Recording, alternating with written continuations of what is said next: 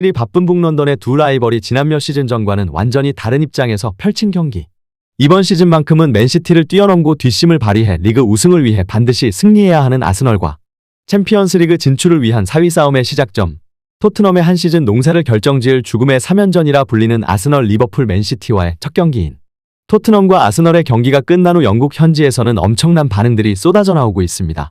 특히 이번 시즌 지역 최대의 라이벌인 아스널 원정에서 멀티골을 뽑아내며 좌절을 선물한 손흥민 선수를 막기 위한 전술을 들고 나올 것이라던 떠오르는 스타 감독 아르테타의 발언이 큰 화제가 됐었는데요.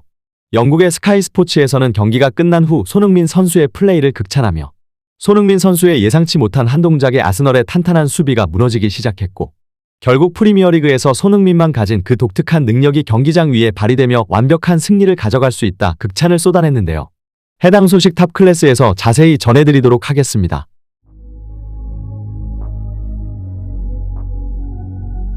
경기가 시작되고 또다시 미친 듯한 전방 압박으로 아스널의 수비를 당황하게 만든 손흥민은 유독 수비수 뒤에 위치하며 오프사이드 위치에서 상대의 수비에 신경을 거스르게 만드는 장면이 포착되었다. 하지만 패스가 들어오기 직전 순간적인 움직임으로 환상적인 라인 브레이킹을 보여주었고, 연이은 손흥민의 라인 브레이킹이 성공하자 아스널 수비수들은 라인을 올리지도 내리지도 못하며 준비한 수비 전술이 무너져가기 시작했다.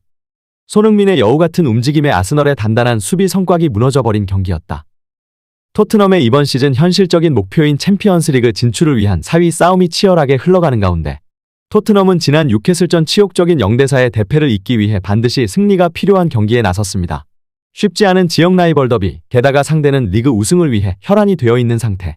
캡틴 손흥민 선수는 이번 경기의 중요성을 100번 강조해도 지나치지 않다며 팬들을 위한 승리에 대해서만 생각할 뿐 다른 어떠한 선택지가 없음을 선수들에게 강조할 것이라 의지를 밝혔습니다. 하지만 토트넘 또한 스쿼드 구성이 쉽지 않았던 것이 사실인데요. 인버티드 풀백 전술의 핵심이라 평가받는 우도기가 시즌아웃되며 남은 경기 출전이 불가한 상황. 과연 이번에는 어떠한 선발 라인업을 들고 나올지 관심이 집중되던 시점 공개된 명단에는 복귀가 유력하던 히샬리송 대신 다시 한번 손흥민 선수를 최전방으로 보내며 손흥민, 베르너, 클로셉스키의 삼각편대와 호이비에라, 벤탄쿠르, 메디슨이라는 새로운 미드필더 조합, 그리고 시즌아웃된 우도기 대신 경험 많은 벤 데이비스가 출전하여 기대감을 키웠습니다. 그렇게 시작된 경기는 초반부터 박진감 넘치게 흘러갔습니다. 그동안 역습 상황에서는 손흥민 선수의 활약 속에 압도적인 생산 능력을 만들어낸 토트넘이었지만 유독 상대팀이 내려앉은 지공 상황에서는 조금은 답답한 흐름을 보였던 것이 사실이었습니다. 아스널은 이런 토트넘의 공격 패턴을 알고 있다는 듯이 손흥민 선수를 집중 견제하며 전방 압박을 올라오면서도 역습 상황에 최대한 빠르게 수비 라인을 내리며 손흥민 선수에게 공간을 주지 않기 위한 전술을 들고 나왔는데요. 하지만 공을 잡고 있는 상황, 온더볼 플레이 상황보다 더 무섭다고 평가받는 손흥민 선수의 오프더볼 움직임, 특히 수비 상황에서 리그 1위의 스프린트로 영국 해설들의 극찬을 받고 있는 끝없는 전방 압박에 아스널 수비수들은 흔들리기 시작했고, 결국 원활한 빌드업을 방해받기 시작하자 아스널은 그동안 보여줬던 모습과 다르게 전문가들의 예상을 벗어나며 토트넘이 조금씩 경기에서 활로를 찾아가기 시작했습니다. 하지만 토트넘은 전반 15분 만에 아스널의 코너킥 찬스에서 자책골을 기록한 데에 이어 전반에만 3실점을 하였는데요. 전반 초반 좋은 흐름 속으로 이어지던 상황에 나온 벼락 같은 실점에 당황할 수 있었지만 토트넘에는 역시 캡틴 손흥민 선수가 있었습니다. 후반 로메로의 추가골이 나온 토트넘은 결국 85분 벤 데이비스가 얻어낸 페널티킥을 손흥민 선수가 침착하게 성공시키며 시즌 16호 골을 기록했습니다. 믿을 수 없는 침착함, 결정적인 순간 토트넘에는 역시 손흥민이 있었습니다. 아스널의 좋은 흐름을 한순간에 끊어버리는 손흥민의 저 전방 압박입니다. 손흥민을 수비하는 방법에 있어서 많은 연구가 있었던 것으로 보이지만 아스널은 자신들이 공을 잡고 있는 상황에서 차원이 다른 저 압박을 벗어나는 탈압박의 방법에 훈련이 부족하고 결국 손흥민이 그곳을 정확히 노리고 파고들며 균열을 만들어냅니다. 순전히 손흥민 저 선수 단 한 명의 능력입니다.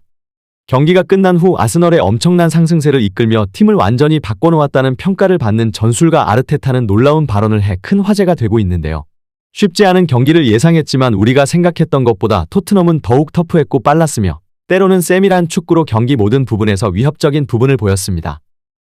특히 최전방 공격수 소니가 끝없이 우리 수비를 압박하며 실책을 유도하고 또 기습적인 슈팅으로 우리 골문을 노리는 것을 잘 알고 있었지만 실제로 마주하니 선수들이 그를 넘는 것은 쉬운 일이 아니었습니다. 제가 너무 간단히 생각했던 것도 있지만 그것보다 토트넘 선수들의 기량이 제 상상을 뛰어넘는 수준이었습니다라며 이례적으로 상대팀에 대한 극찬을 이어갔습니다.